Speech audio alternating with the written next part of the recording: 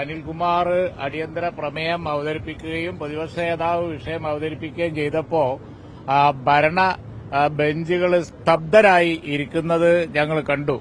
അത് ആ അവസ്ഥയിൽ നിന്ന് ഭരണകക്ഷിയെ രക്ഷിക്കേണ്ട സ്ഥിതി ബഹുമാനപ്പെട്ട സ്പീക്കർക്ക് വന്നു. അതാണ് സ്ഥിതി.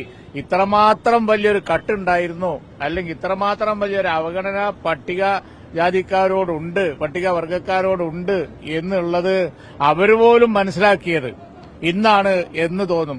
ആ രീതിയിൽ സ്തബ്ധരായിട്ടാണ് ഇരുന്നത്.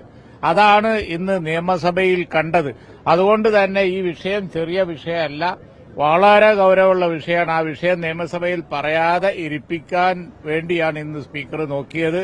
അതിൽ പ്രതിഷേധിച്ചാണ് ഞങ്ങൾ ഇന്ന് ഈ നിയമസഭ ബഹിഷ്കരിച്ച് ഇവിടെ പ്രകടനം നടത്തിയിരിക്കുന്നത്. അതുപോലെ നമുക്കറിയാം, പ്രതിപക്ഷ നേതാവിടെ സൂചിപ്പിച്ച പോലെ നിത്യേന ഓരോ ദിവസവും ഓരോ മണിക്കൂറിലും വന്യമൃഗങ്ങൾ ഇറങ്ങി ജനങ്ങളെ ആക്രമിച്ചുകൊണ്ടിരിക്കുകയാണ്, കൃഷി നശിപ്പിച്ചുകൊണ്ടിരിക്കുകയാണ്, കൊന്നുകൊണ്ടിരിക്കുകയാണ്.